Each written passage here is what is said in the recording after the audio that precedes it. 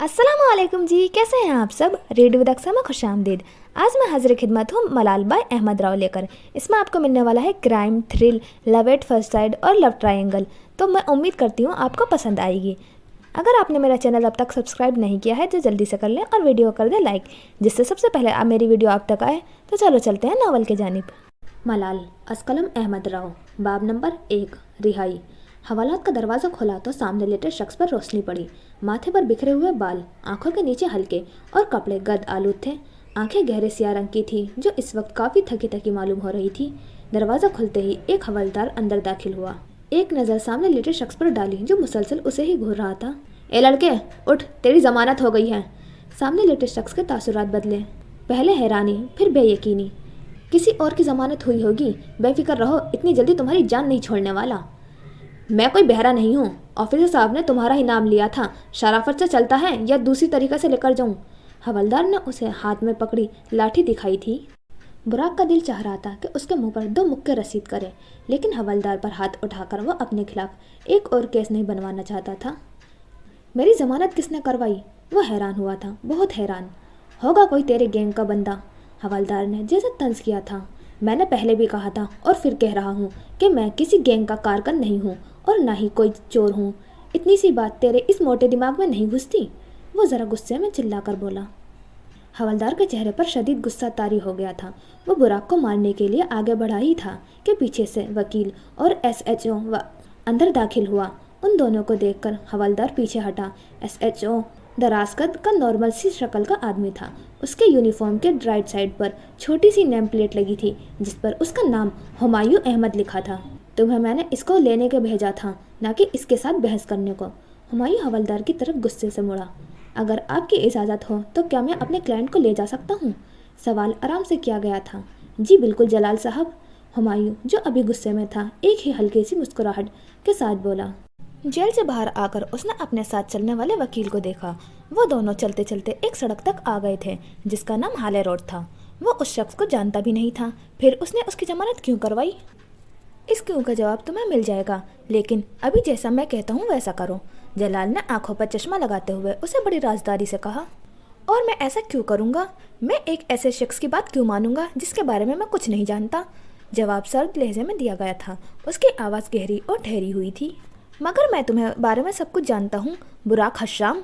जलाल उसके आंखों में देखते हुए बोला। क्या किसी को जान लेना उस पर एतबार करने के लिए काफ़ी है? तुम्हें होगा मुझ पर एतबार, मुझे नहीं है। बुराक जताते हुए बोला। अभी इन बातों का वक्त नहीं है, जो मैं बोल रहा हूँ गौर से सुनना। अभी कुछ देर में एक गाड़ी यहाँ पर आएगी। मुझसे ऐसी कोई उम्मीद नहीं रखना। तुमने मेरी ज़मानत करवाई, इसके लिए शुक्रिया। मैं अपना इंतज़ाम खुद कर लूँगा। जलाल को समझ आ गया था ये एक निहायत ज़िद्दी इंसान है जो सिर्फ अपनी सुनता है। क्या तुम यह नहीं जानना चाहोगे कि तुम्हारी ज़मानत किसने करवाई? खैर अब मैं चलता हूँ दोस्त, शायद फिर कभी मुलाकात हो। जलाल ने बुराक को अलविदा किया। उसका काम ख़त्म हो चुका था। जलाल के जाने के बाद काफ़ी देर वो उधर ही खड़ा रहा। उसे कहीं जाने की जल्दी नहीं थी। उसकी कोई फैमिली तो थी नहीं जो उसका इंतज़ार कर रही हो। सितंबर का महीना था, लेकिन धूप बहुत तेज़ होने की वजह से वो पसीने में भीग चुका था। सड़क सुनसान पड़ी थी, लेकिन उसमें कोई नई बात नहीं थी क्योंकि हाले रोड पर कोई परिंदा भी पर नहीं मारता था। उसने फुटपाथ के साथ चलना शुरू किया। वो नहीं जानता था कि वो किधर जा रहा है। वो बस अपने ख्यालों में गुम चल रहा था। तभी पीछे से किसी गाड़ी ने हॉर्न मारा। बुराक ने पीछे मुड़कर देखा। ये वही गाड़ी थी जिसका जलाल ने बताया था। बुराक नज़रअंदाज करते हुए आगे बढ़ा। गाड़ी में से एक लड़की उतरी और बुराक की तरफ बढ़ी। उसने सियाह टी-शर्ट पर बैगी जींस के ऊपर फरारी जैकेट पहन रखी थी। सियाह लंबे बाल कमर पर गिर रहे थे। आंखों में गहरा काजल और होंठ बिना लिपस्टिक के भी गुलाबी थे।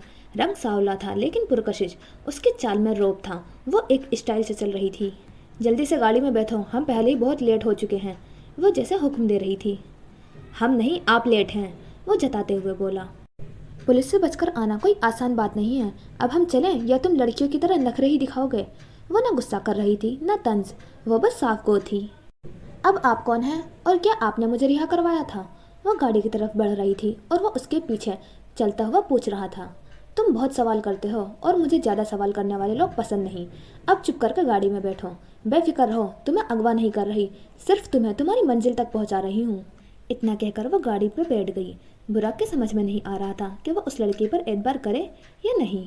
लेकिन अभी उसकी मजबूरी थी कि वो जानना चाहता था कि उसकी ज़मानत किसने करवाई, और मजबूरी में तो गधे को भी बाप बनाना पड़ता है। ये तो फिर हसीना थी, एक कातिल हसीना। वो ना चाहते हुए भी गाड़ी में बैठ गया। उस लड़की ने गाड़ी स्टार्ट की और जहाज़ की रफ्तार में उसको उड़ाते हुए आगे लेकर बढ़ी। गाड़ी की रफ्तार इतनी तेज थी कि अगर कोई सामने आ जाता तो बेमौत मारा जाता। अचानक सड़क पर बहुत ज़्यादा धुआं हो गया था। हालत ऐसी थी कि कुछ नज़र नहीं आ रहा था। गाड़ी तेज़ रफ्तार में अंधाधुंध सीधा चलती जा रही थी। आगे एक मोड़ पर गाड़ी सीधे एक खंभे से टकराई। एकदम गाड़ी में आग लग गई। गाड़ी में बैठे बुराक हश्याम ने उस दिन खुद को खो दिया था। गाड़ी में बैठा उस दिन उसकी सबसे बड़ी गलती थी, या शायद पहली बड़ी गलती थी। बिल्डिंग के बाहर सड़क पर एक लड़के की लाश सीधी पड़ी थी। उसकी हालत देखने के काबिल भी नहीं थी। ऐसा लगता था कि इतनी ऊंचाई से गिरने के बाद उसकी एक हड्डी भी नहीं बची थी। सड़क पूरी उसके खून से भरी हुई थी। लाश के इर्द गिर्द पुलिस की नाकाबंदी थी और पुलिस इर्द गिर्द के लोगों से पूछताछ कर रही थी। सब हैरान थे, जैसे किसी को कुछ पता ही नहीं था। तभी वहाँ एक गाड़ी आकर रुकी। गाड़ी में से एक लड़की उतरी थी। उसने ग्रे रंग का पैंट कोट पहन रखा था, आंखों पर सिया चश्मा लगा रखा था और बालों की पोनी बांध रखी थी। वो तेज तेज कदम उठाती हुई आगे बढ़ रही थी। कुछ जल्दी में लग रही हैं आप, किसी ने पीछे से बोला था। वो एकदम मुड़ी, आंखों से चश्मा हटाया। उसकी आंखें झील जैसी गहरी थी और भूरे रंग की थी। चश्मा हटाने के बाद नजर उस शख्स से मिली। दोनों एक दूसरे के रूबरू थे। तुम्हारी ये डराने वाली आदत गई नहीं हुमायूं अहमद, वो मुस्कुराकर बोली। उसका लहजा पुरसकून था। और तुम्हारी लेट होने की, इंस्पेक्टर मिन्हा, वो उसकी आंखों में देखते हुए बोला।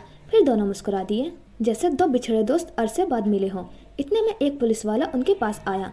उसने दोनों को देखकर सल्यूट करा। फिर उसके इर्द गिर्द से जितनी भी मालूमात मिली थी वो सब बताई। सुनने में तो लगता है कि ये कोई कत्ल नहीं बल्कि खुदकुशी है। हुमायूं ने थोड़ा गौर करने के बाद बोला, जी सर, लोगों ने कहा है कि कल रात किसी ने भी इसकी चीखों की आवाज़ नहीं सुनी। सर, अगर किसी ने उसे गिराया होता तो चीख ज़रूर मारता। दूसरा, सर, बिल्डिंग में कल सुबह से कोई बाहर का आदमी दाखिल नहीं हुआ। और उसकी बात अभी ख़त्म नहीं हुई थी कि मिन्हा आगे लाश की तरफ बढ़ी। उसे देखते ही हुमायूं भी उसके पीछे चल पड़ा। मिन्हा ने पैंट की जेब से सफ़ेद दस्ताने निकाले और चलते चलते पहनने लगी। उसे देखकर इर्द गिर्द के लोग पीछे हो गए थे। अब वो पुलिस का नाकाबंदी के अंदर आ चुकी थी और लाश के पास खड़ी थी। उसके पीछे ही हुमायूं खड़ा था। मिन्हा ने लाश का मुआयना किया। लाश की गर्दन पर उंगलियों के निशान ऐसे थे कि लगता था किसी ने उसका गला दबाने की कोशिश की हो। ये एक कत्ल ही है। इसकी गर्दन पर निशान देखो, ज़रूर इसका गला घोंटकर इसे मारा गया होगा। इसलिए आसपास के लोगों ने इसकी आवाज़ नहीं सुनी और इसके बाद इसी बिल्डिंग से नीचे गिराया गया होगा ताकि ये एक खुदकुशी लगे। और तुम ये सब इतने यकीन से कैसे कह सकती हो कि इसे किसी ने गिराया है और इसकी गर्दन के निशान कोई लाजमी नहीं है कि किसी ने इसका गला घोटा हो? क्या पता ये इसकी अपनी उंगलियों के निशान हो। हुमायूं सोचते हुए बोल रहा था, पहले तो इसकी लाश को पोस्टमार्टम के लिए भेजो, मौत की वजह खुद ब खुद सामने आ जाएगी। दूसरी बात, अगर ये खुद बिल्डिंग से छलांग लगाता तो मुंह के बल गिरता, ये तो सर के बल गिरा हुआ है। तो हुमायूं साहब, अब आप कोई और सवाल है या हम आगे केस पर बात करें? वो आधा केस हल कर चुकी थी, जबकि पुलिस इतनी देर से उसे खुदकुशी साबित करने में लगी हुई थी। यही तो उसकी खूबी थी, वो मिनटों में केस हल कर लिया करती थी। तुम बहुत होशियार हो मिन्हा, केस को मिनटों में हल करना तुम्हारे बाएं का हाथ का खेल है। हमेशा की तरह हुमायूं उससे मुतासिर हुआ था। वो थी ही ऐसी, लोगों को मुतासिर करने वाली। खैर, वो तो मैं हूँ। वो मुस्कुराई थी और उसको मुस्कुराता देख हुमायूं भी मुस्कुरा दिया। बुराक की रिहाई से 2 रोज़ कबल वो सरबराही कुर्सी पर बैठा था, सियाह ड्रेस शर्ट पहने। वो 40 साल का आदमी काफ़ी वजी लग रहा था। हाथ में घड़ी बांधे, शर्ट के बाजू ऊपर फोल्ड किए हुए थे, बाल पीछे की तरफ बनाए हुए थे।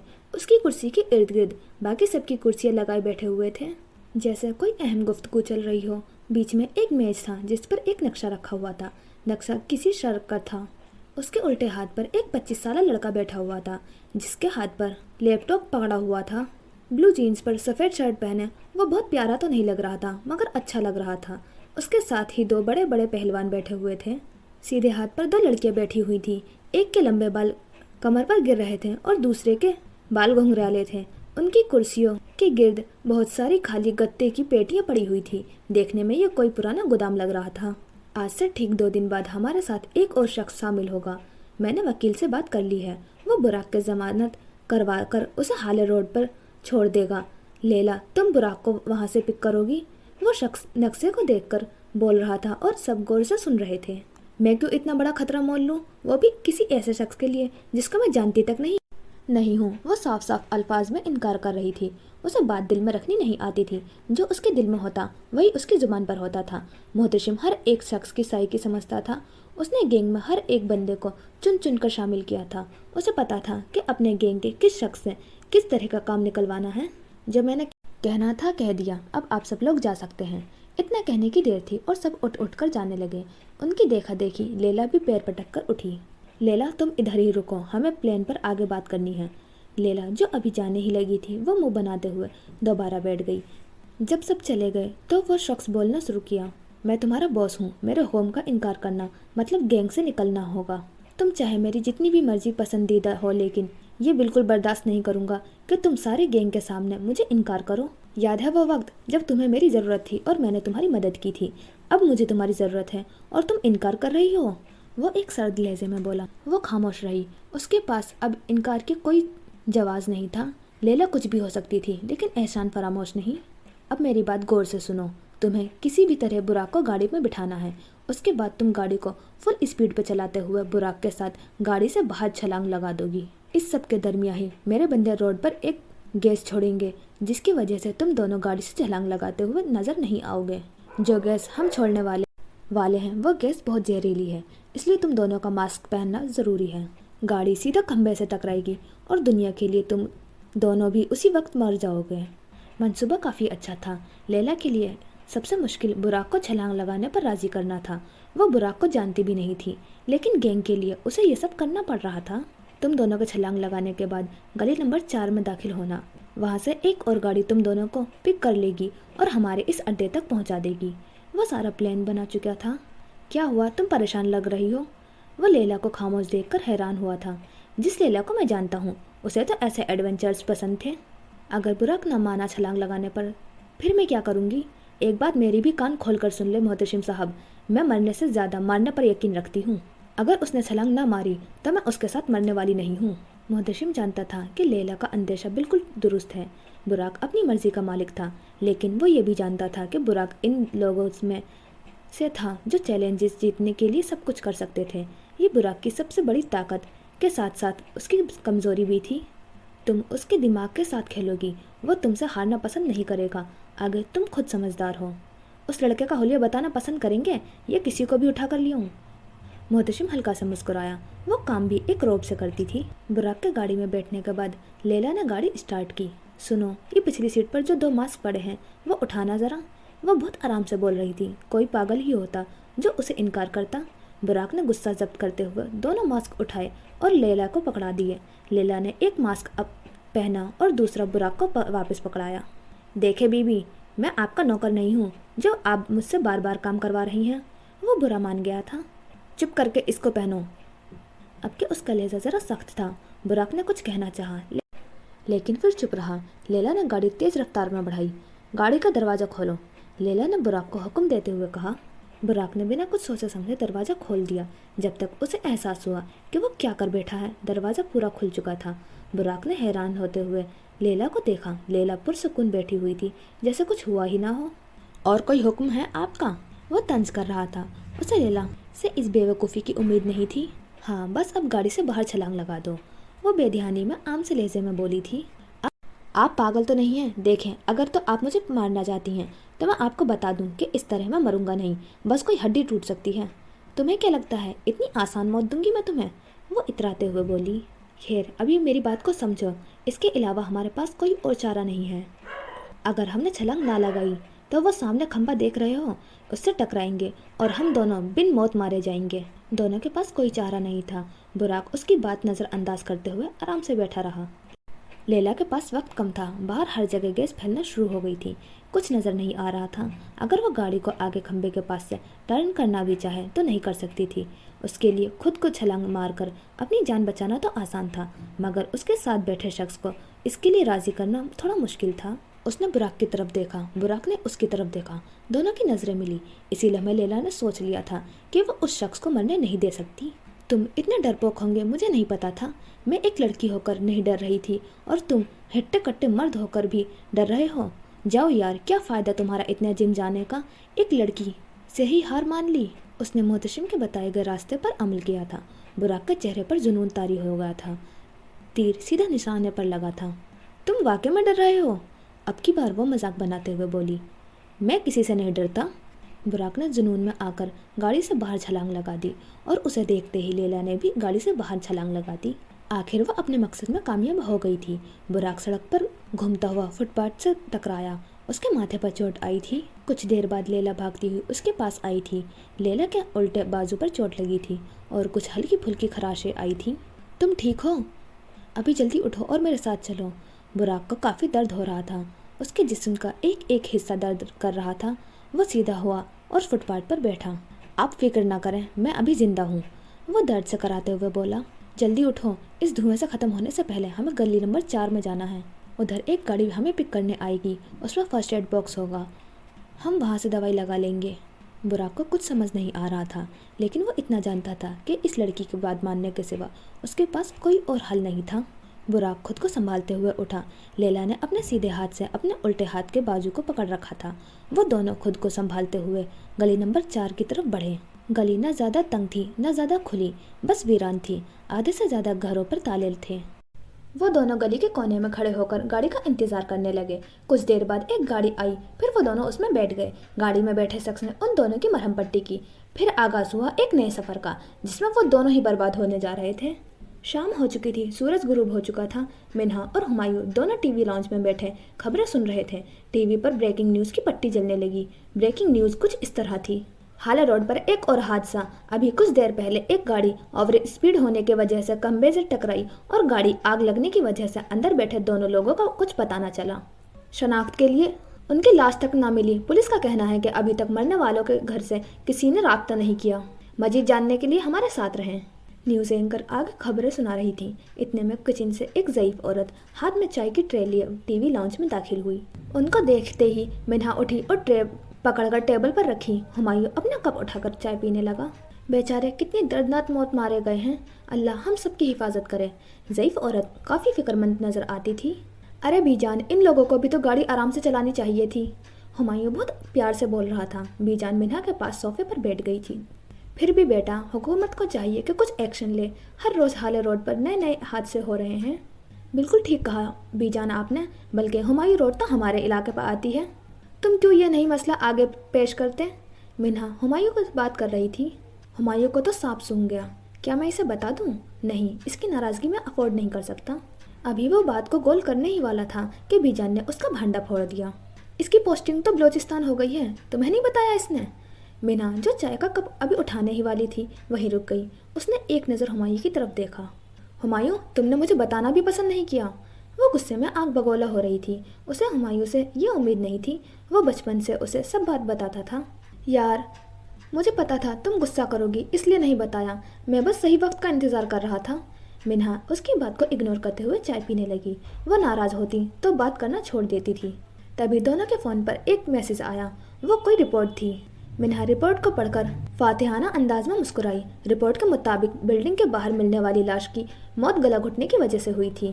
مزید یہ کہ گلے پر جو فنگر پرنٹس ملے تھے وہ کسی اور شخص کے تھے۔ ان فنگر پرنٹس سے ذریعے قاتل کو پکڑنا آسان تھا۔ وہ ایک اور کیس حل کر چکی تھی۔ بی جان، اپنے پوتے کو بتا دیں کہ منہا کبھی غلط نہیں ہوتی اور نہ ہی باتیں چھپاتی ہے۔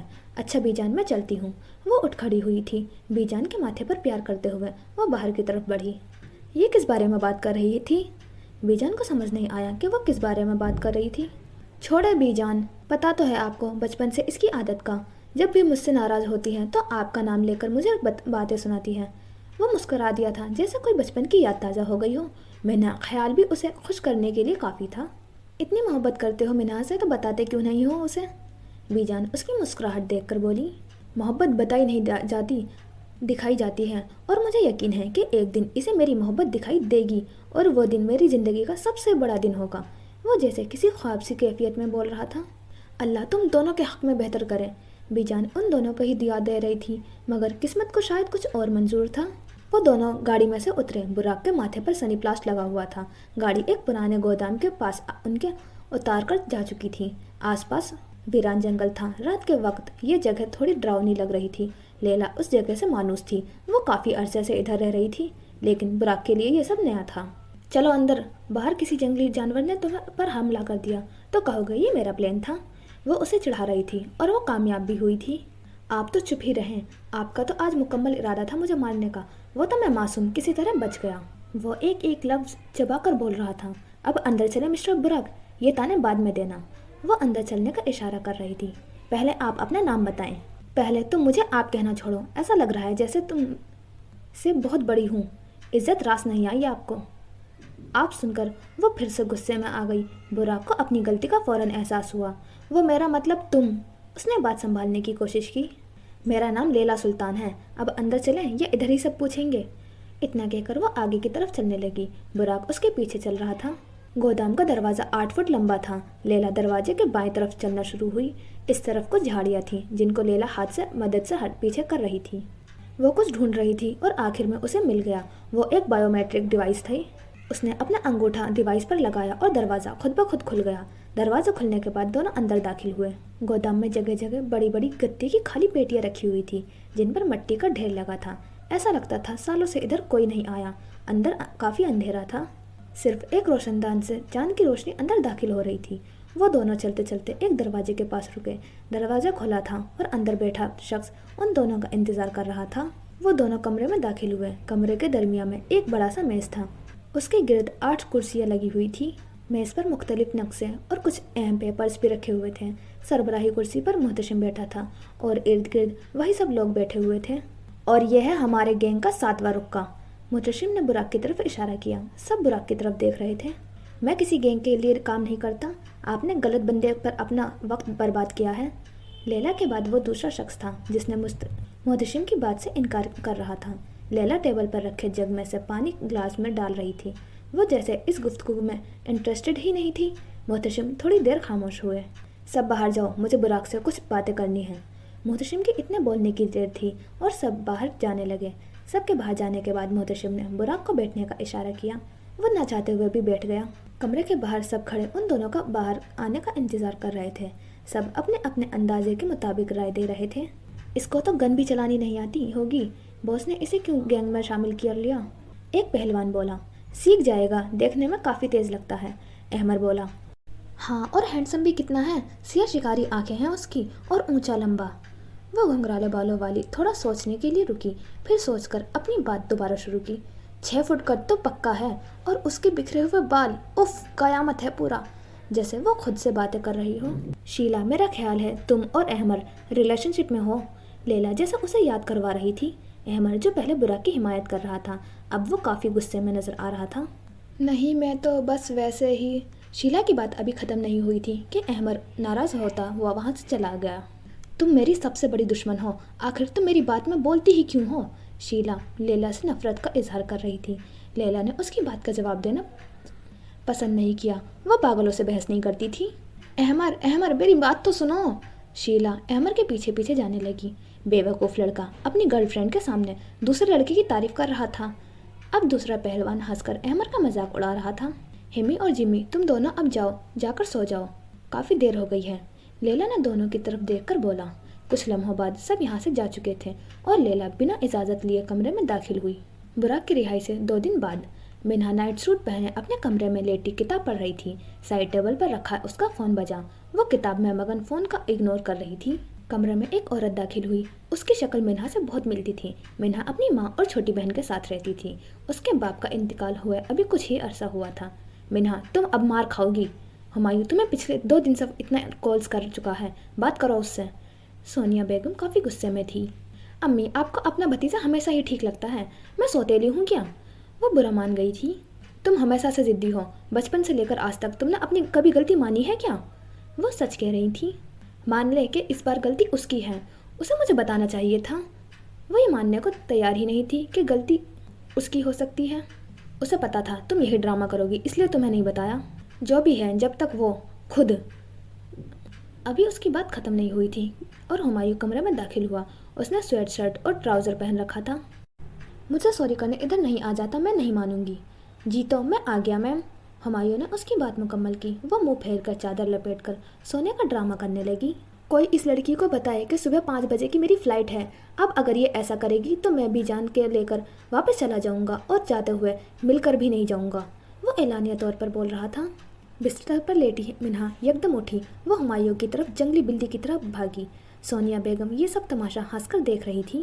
منہا نے ہمایوں کے کمر پر تھپڑوں کی برسات شروع کر دی۔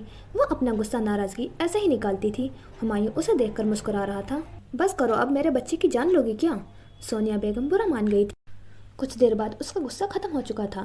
ٹریٹ کے طور پر ہمایوں منہا اور اس کی چھوٹی بہن نور کو آئس کریم کھلانے باہر لے گیا تھا اور بی جان اپنی بیٹی سونیا سے بیٹھی باتیں کر رہی تھی۔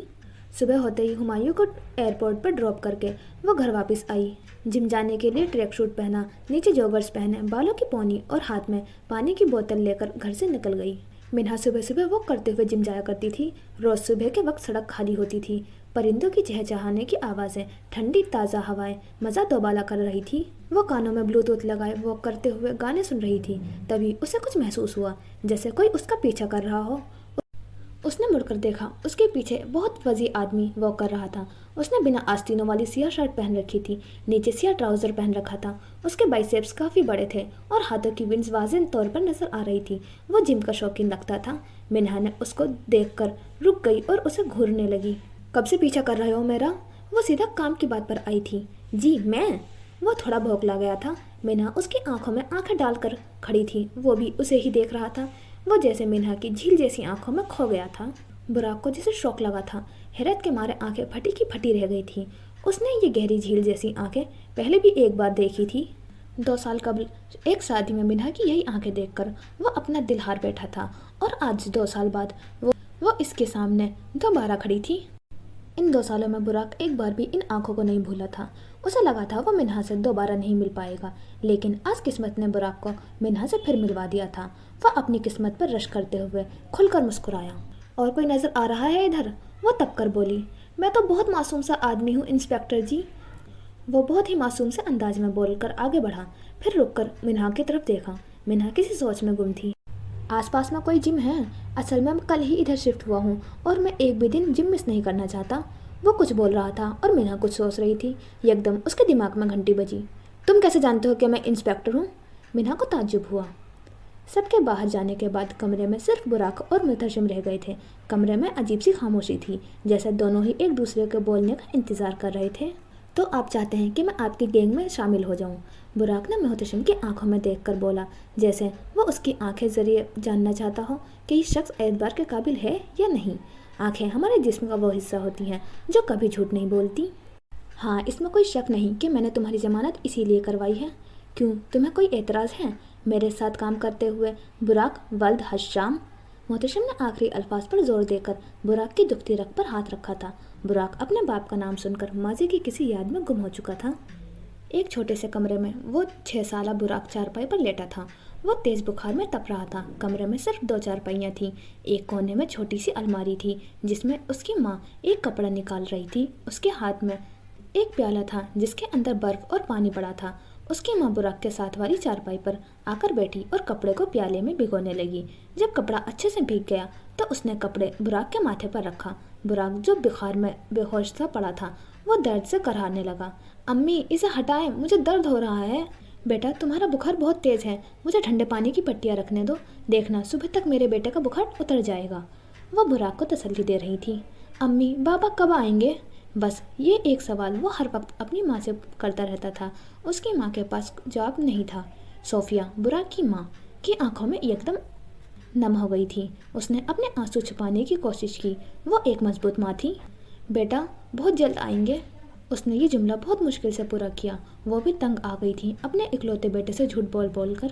امی، بابا کب آئیں گے؟ براق کا بچپن بس اسی سوال کے گرد گزرا تھا جس کا جواب نہ تو اسے پتا تھا نہ اس کی امی کو۔ جب وہ تھوڑا بڑا ہوا تو خود ہی یہ سوال کرنا بند کر دیا۔ وہ سمجھ گیا تھا کہ اس کی ماں کو سب سے زیادہ تکلیف یہ سوال دیتا ہے۔ صوفیہ اور وہ چھوٹے سے قصبے میں رہتے تھے۔ صوفیہ نے کپڑے سلائی کر کر کے اسے پڑھایا تھا، لیکن آخر میں وہ اپنے باپ کے نقش قدم پر چلا، ایک جاسوس کا بیٹا جاسوس۔ لگتا ہے تمہیں کچھ یاد آ گیا۔ محتشم نے براق کو اس خیالی دنیا سے جگایا۔ براق خاموش رہا۔ میں جانتا ہوں کچھ لمحوں کی یادیں بھی اذیت دیتی ہیں، میں تمہارا درد سمجھ سکتا ہوں۔ محتشم نے ہمدردی بھرے لہجے میں بولا۔ مجھے آپ کی ہمدردی نہیں چاہیے، اور آپ کو کیا لگتا ہے کہ آپ میرے باپ کا نام لے کر مجھے اپنی گینگ میں شامل کرنے میں کامیاب ہو جائیں گے؟ میں نفرت کرتا ہوں ان سے۔ वो झूठ बोल रहा था। वो अपने बाप से नफरत कर ही नहीं सकता था। जिस शख्स के प्यार के लिए वो बचपन से तरसा था, वो उससे नफरत कैसे कर सकता था? लेकिन तुम्हारा बाप तो तुमसे बहुत मोहब्बत करता था। आप मेरे बाप को कैसे जानते हैं? बुराक को थोड़ा तजस्सुस हुआ। मान लो मेरे बड़े भाई की तरह थे। उनकी मौत ने मुझे लावारिस कर दिया था। वो वाकई हशाम की मौत का जिक्र करके दुखी हुए थे। अपने बाप की मौत का सुनकर बुराक की आखिरी उम्मीद भी टूट गई थी।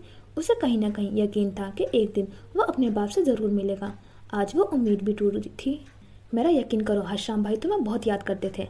अगर कि उनकी मजबूरी न होती तो वो कभी भी तुम्हें छोड़कर ना जाते।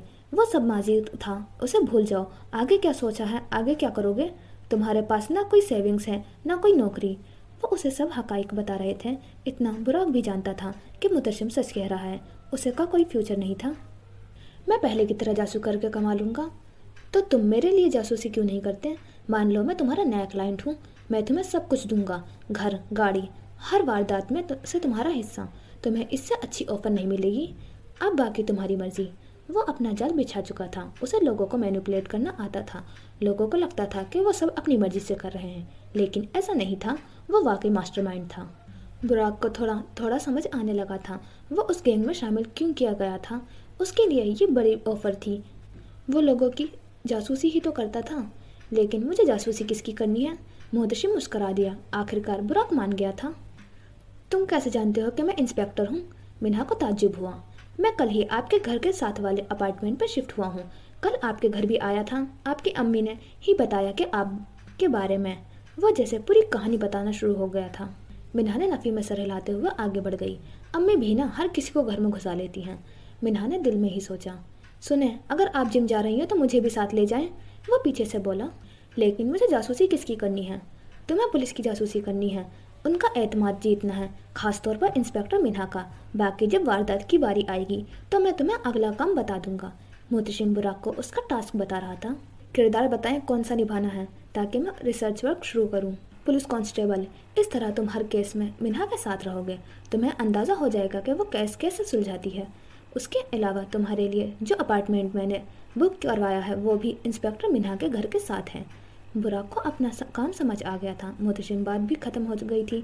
तभी लैला कमरे में दाखिल हुई। और अगर इसे किसी पुलिस वाले ने पहचान लिया तो सब बर्बाद हो जाएगा। लैला ने उन दोनों को अहम खतरे से आगाह किया। बिल्कुल ठीक कहा तुमने, मगर इसका जवाब भी है मेरे पास। पहली बात, बुराक को गैरकानूनी तौर पर गिरफ्तार किया गया था। इसके खिलाफ कोई रिपोर्ट नहीं लिखवाई गई थी। दूसरी बात, जिस थाने में बुराक बंद था उसका SHO हुमायूं अहमद बलोचिस्तान जा चुका है। बाकी बात रही हवलदार की, तो उसका मुंह बंद करवाना कोई मुश्किल बात नहीं। ऐसा कौन सा सवाल था जिसका जवाब मुहतशिम के पास ना हो? वो हर काम पूरी प्लानिंग के साथ करता था। लैला का अपना जवाब मिल चुका था। बहुत रात हो गई है, अभी जाकर तुम आराम कर लो। लैला, बुराक को इसका कमरा दिखाओ। मुहतशिम हुक्म देकर कमरे से निकल चुके थे। तो तुम मान ही गए? लैला ने बात का आगाज़ किया। मुझे ऑफर अच्छी लगी तो मैं मान ही गया। बुराक ने कमरे से बाहर जाते हुए बोला। लैला बुराक के पीछे पीछे चल दी। कमरे के बाहर खड़ा बुराक हर चीज़ को गौर से देख रहा था। चलो तो मैं तुम्हारे कमरे तक छोड़ दूँ। लैला की बात पर उसने चलने का इशारा किया। उसके कमरे सामने से सीढ़ियाँ ऊपर जाती थी। ऊपर आमने सामने काफ़ी कमरे थे। हर रुक्के को अलग अलग कमरा दिया गया था। बुराक का कमरा सबसे आखिर में था। कमरा कोई बहुत बड़ा नहीं था। दीवारें भी बहुत पेचीदा हालत में थी।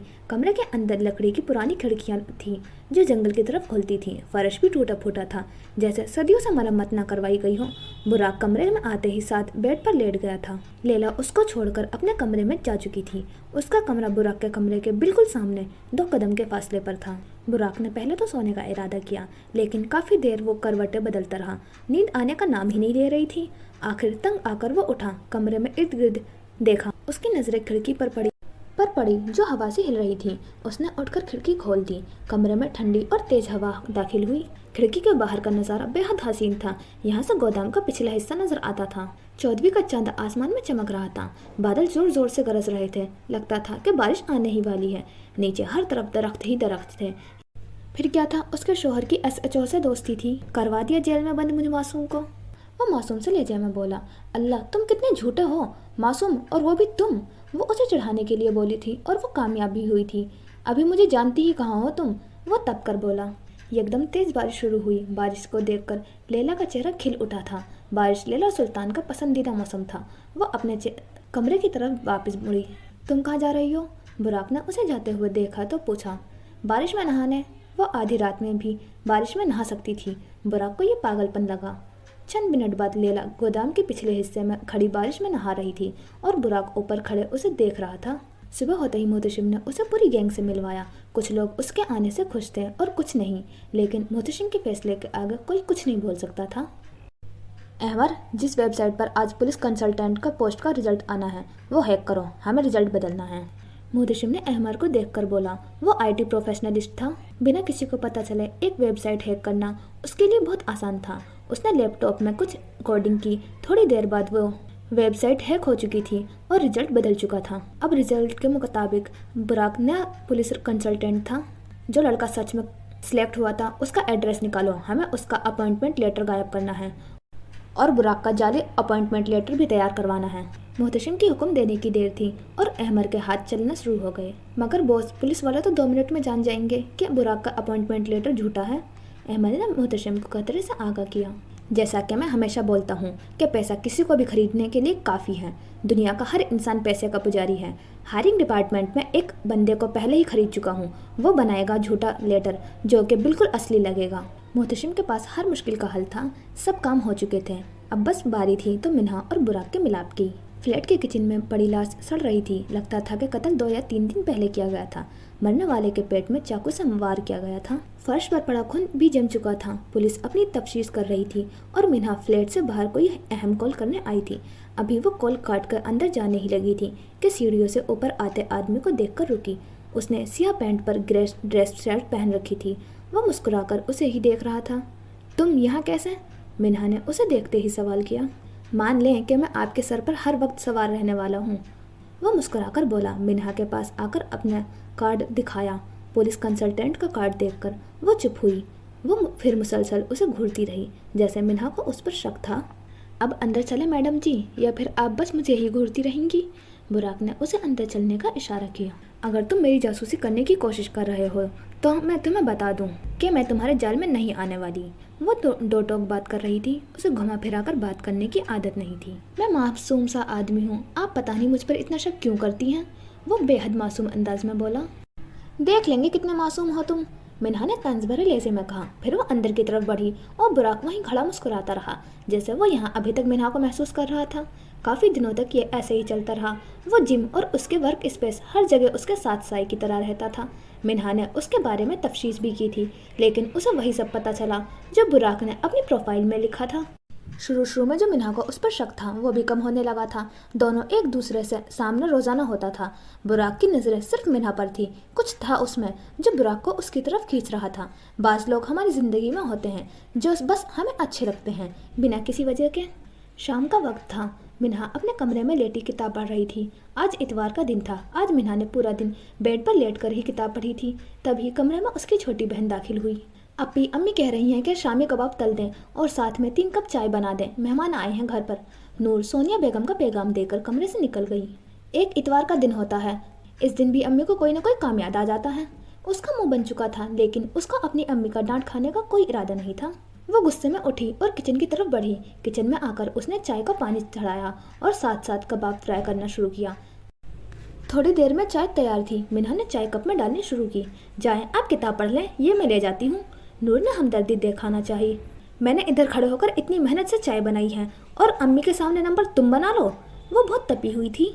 हद है अप्पी, एक तो आप पुलिस वालों के हर एक की नीयत पर शक करते हैं। वो बुरा मान गई थी। मिन्हा ने 3 कप ट्रे में डाले, साथ शामी कबाब की प्लेट रखी और ड्राइंग रूम की तरफ बढ़ी। वह सामने सोफे पर बैठे शख्स को देखकर मिन्हा का गुस्सा आसमान को छू रहा था। इसके लिए मैंने इतनी मेहनत की थी, इससे बेहतर था मैं अम्मी से डांट ही खा लेती। उसके दिल में ख्याल आया था, सामने बैठे लड़के ने आज नीली शर्ट और ट्राउजर पहन रखा था। आंखें मिन्हा को देखकर चमक उठी थी। मिन्हा ने गुस्सा जब्त करते हुए ट्रे सोफे के बीच पड़े टेबल पर रखी और फौरन वहां से जाने का इरादा किया। अभी वो ट्रे टेबल पर रखकर जाने ही लगी थी कि वो बोल उठा, आप नहीं बैठेंगी हमारे साथ? वो जो मुंह मोड़कर खड़ी थी गुस्से में अपनी आंखें बंद की, एक लंबा सांस लिया, खुद को ठंडा किया और उस शख्स की तरफ दोबारा मुड़ी। नहीं, मुझे काफ़ी काम है, असल में मैं दूसरों की तरफ फारिग नहीं हूँ। वो ज़बरदस्ती मुस्कुराहट के साथ तंज़िए लहजे में बोली, पहले ये आदमी मेरे जिम आया, फिर मेरे साथ हर केस में फिक्स हुआ और अब तो ये घर ही आ गया। साथ वाले सोफे पर बैठी सोनिया बेगम ने उसका लहजा महसूस कर लिया था। अरे बुराक बेटा, इसको तो ऐसे ही मजाक करने की आदत है। तुम चाय लो ना, और मिन्हा तुम इधर आओ, मेरे साथ आके बैठो।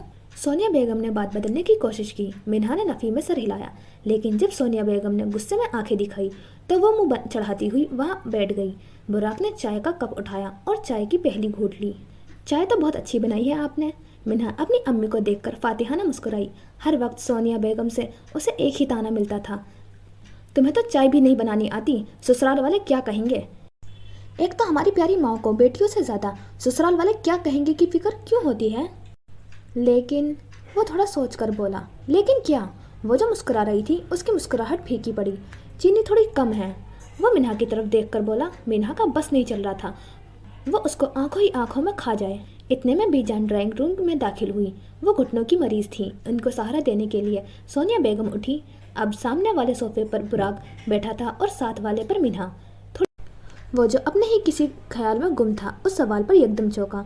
वो मेरी फैमिली, वो असल में। जिस सवाल से वो भागता था, बीजान ने वही सवाल कर लिया था। उसको अल्फाज नहीं मिल रहे थे कि वो कैसे जवाब दे। वो असल में मेरे वालिदैन का इंतकाल हो गया है। अच्छा आंटी, मैं चलता हूँ, आप इजाज़त दें।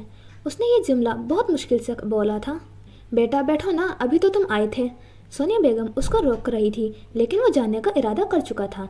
नहीं, बस फिर कभी सही आंटी, इतना कहकर वो बाहर निकला। इसे क्या हुआ? बीजान ने हैरत हुई। वो अपने अपार्टमेंट में दाखिल हुआ। हर जगह अंधेरा था। उसने लाइट जलाना जरूरी नहीं समझा। अपार्टमेंट 2 कमरों पर मुश्तमिल था और साथ में ओपन किचन था। वो सीधा अपने कमरे में दाखिल हुआ। बेड के पास आकर बुराक जमीन पर बैठ गया। उसे आज एहसास हुआ था कि कुछ सवालों के जवाब देना दुनिया का बहुत मुश्किल काम होता है। वो बचपन से एक हैप्पी फैमिली के लिए तरसता था। जब बाकी बच्चे अपने बाप के साथ ईद की नमाज पढ़ने आते थे तो वो यही सोचता था कि एक दिन वो भी अपने बाप के साथ ऐसे ही आया करेगा। हर कदम पर उसे अपनी महरूमी का शिद्दत से एहसास होता था। उसकी आखिरी उम्मीद उसकी माँ थी, लेकिन उनके मरने के बाद इस दुनिया में वो अकेला रह गया था। तुम्हारी माँ मर गई है बुराक। लोगों की ये बात उसके दिमाग से निकलती ही नहीं थी। अरे यही तो है अपनी माँ का कातिल। आंखें नम होती थी। पहले पैदा होते ही अपने माँ बाप को जुदा कर दिया, अब बदकिस्मत अपनी माँ को भी खा गया। उसके दिमाग में ये आवाज़ें गूंज रही थी। माँ बाप एक ऐसी नेमत होती है जो ज़िंदगी में एक ही बार मिलती है। हम हर रिश्ते ज़िंदगी में दोबारा हासिल कर सकते हैं, मगर माँ बाप एक बार बिछड़ जाए तो कभी नहीं मिलते। बेइख्तियार उसके आँख से पहला आंसू निकला। दिमाग में वही बचपन की यादें घूम रही थी। वो चाहकर भी उनसे पीछा नहीं छुड़ा पा रहा था। शाम से रात हो चुकी थी, लेकिन वो ऐसे ही बैठा रहा। आंखें रोने की वजह से लाल हो रही थी, लेकिन यादें थी कि पीछा ही नहीं छोड़ रही थी। वाकई कुछ यादें अजाब बन जाती हैं और कब्र तक इंसान का पीछा नहीं छोड़ती। काश जो यादें हमें तकलीफ देती हैं उन्हें मिटाना मुमकिन होता तो हम इंसान कितना खुश रहते। उसने बेइख्तियार सोचा। इशा की अजान उसके कानों में पड़ी तो वो कुछ होश में आया। उसने वज़ू करने के लिए वॉशरूम का रुख किया। थोड़ी देर बाद वो वज़ू करके वापस आया, जाए नमाज बिछाया और अल्लाह के सामने रूबरू खड़ा हुआ। उसे अपना दिल का हाल बताया। वो बचपन से यही करता आ रहा था। वो लोगों के सामने रोकर खुद को कमज़ोर साबित नहीं करना चाहता था, या शायद आज तक उसे कोई ऐसा मिला ही नहीं था जो उसके जज्बात समझ सके। नमाज के बाद वो बहुत देर तक जाए नमाज पर बैठा अपने रब से बातें करता रहा। कुछ देर बाद वो खुद को हल्का महसूस कर रहा था। यार हुमायूं, मेरा आइसक्रीम खाने का इतना दिल कर रहा है, लेकिन अगर इस वक्त गाड़ी निकाली तो बीजान और अम्मी ने 10 सवाल करने हैं। वो रात को पजामा और शर्ट पहने अपने कमरे में चक्कर लगाते हुए हुमायूं से फ़ोन पर बात कर रही थी। आइसक्रीम में उसकी जान बसती थी। सर्दी हो या गर्मी, वो आइसक्रीम के बिना नहीं रह सकती थी। हद है मिन्हा, कहीं से लग रहा है कि तुम एक इंस्पेक्टर हो। अभी अगर मैं उधर होता तो तुमने मेरे कान खा लेने थे कि चलो चलो। हुमायूं हंसकर बोला। वो अपने नए फ्लैट के लाउंज में बैठकर बात कर रहा था। हाँ, तो हर इंसान के अंदर एक बच्चा होता है। इंसान के कुछ शौक होते हैं जो कभी नहीं छूटते। हुमायूं उसकी बात पर मुस्कुराया था। तुम्हारी जॉब कैसी जा रही है? तुम उधर सेट हो गए? उसने बात बदली। हाँ बस हो गया, थोड़ा बहुत सेट। वो इतना खुश नज़र नहीं आ रहा था। कुछ वक्त लगेगा सेट होने में। अच्छा हुमायूं, गुड नाइट, सुबह ऑफिस भी जाना है। मिन्हा को नींद आ रही थी। हाँ चलो गुड नाइट, हुमायूं ने जमाई लेते हुए कहा। मिन्हा ने फ़ोन बंद कर दिया। उसे अपने कमरे के बालकनी में कुछ महसूस हुआ था, जैसे वहाँ कोई खड़ा, कोई उनकी दोनों की बात सुन रहा था। اس نے بالکنی کے پاس آکر پردہ پیچھے کیا۔ بالکنی کی کھڑکی پہلے سے ہی کھلی تھی۔ منہا نے باہر جھانکا لیکن ادھر کوئی نہیں تھا۔ منہا نے اپنا وہم سمجھا اور نیچے کچن میں پانی کا جگ لینے چلی گئی۔ کچن کے سامنے ہی بی جان کا کمرہ تھا۔ ہمایوں کے جانے کے بعد وہ ادھر ہی شفٹ ہو گئی تھی۔ بی جان کے کمرے کی لائٹ جل رہی تھی۔ وہ ابھی تک نہیں سوئی تھی۔ اس نے بی جان کے کمرے کا رخ کیا اور ان سے ساتھ بات کرنے لگی۔ اتنے میں کوئی ان کی چھت پر چھلانگ لگا کر گھس آیا تھا۔ وہ کوئی چور نہیں تھا، وہ بس کچھ دینے آیا تھا۔ اس نے چھت سے نیچے رسی لٹکائی۔ رسی سیدھا منہا کے بالکنی میں گری تھی۔ رسی اوپر کسی مضبوط چیز سے باندھ کر وہ اس سے لٹک کر نیچے آیا۔ بالکنی سے ایک نظر کمرے میں ڈالی۔ جالی دار پردے کی وجہ سے کمرے کے اندر سب کچھ دیکھا جا سکتا تھا۔ کمرے میں کوئی نہیں تھا۔ اس نے فوراً کھڑکی سے کمرے میں چھلانگ لگائی۔ آئس کریم کا جو ڈبہ اس کے ہاتھ میں تھا اس نے بیڈ پر رکھا اور واپسی کا راستہ اختیار کیا اور چھت پر آ کر اپنے اپارٹمنٹ کی چھت پر چھلانگ لگائی۔ دونوں چھتیں آپس میں جڑی نہیں ہوئی تھی مگر فاصلہ کم تھا۔ اپنے کمرے میں آ کر اس میں اتنی بھی ہمت نہیں تھی کہ وہ جوتے بھی اتارے۔ جاتے کے ساتھ ہی وہ بیڈ پر الٹے منہ لیٹا اور فوراً ہی سو گیا۔ کوئی کام سیدھا تھا اس معصوم آدمی کا۔ تھوڑی دیر بعد جب منہا اپنے کمرے میں واپس آئی تو بیڈ پر آئس کریم کا ڈبہ دیکھ کر حیران ہوئی۔ ڈبے کے اوپر ایک پرچی ٹیپ سے چپکی ہوئی تھی۔ اس نے پرچی پر اتارے۔ اس پرچی کو کچھ اس طرح لکھا تھا: آئندہ کچھ کھانے کا دل کرے تو اس معصوم کو یاد کر لیجیے گا میڈم جی، بندہ آپ کی خدمت میں موجود ہے۔ اور نیچے اس کا نمبر لکھا تھا۔ منہا کو پہلے تھوڑا غصہ آیا لیکن پھر اس نے بنا کچھ سوچے آئس کریم کھانا شروع کر دیا۔ آخر آئس کریم کا کیا قصور؟ یہ چھوٹی چھوٹی چیزیں زیادہ اثر انداز ہوتی ہیں۔ کہنے میں یہ ایک آئس کریم تھی مگر اس کو پہنچانے میں دوسرے انسان کی کتنی ایفرٹس تھی وہ قابل دید تھی۔ اگلے دن شام کے وقت منہا آفس سے واپس آ رہی تھی۔ اپنے گھر کے دروازے پر آ کر گاڑی روکی، پھر وہ گاڑی پارک کرنے کے لیے گیٹ کھولنے اتری۔ گھر کے ساتھ والے دروازے سے براق نکلتا دکھائی دیا۔ منہا کو براق کی رات والی حرکت یاد آ گئی۔ وہ غصے میں براق کی طرف بڑھی۔ براق اپنے اپارٹمنٹ کا دروازے کو لوک لگا رہا تھا۔ تم خود کو سمجھتے کیا ہو؟ اس نے آتے کے ساتھ ہی برسنا شروع کر دیا۔ ایک معصوم سا آدمی۔ وہ منہا کی طرف دیکھے بنا بولا، میرے ساتھ زیادہ فری مت ہو۔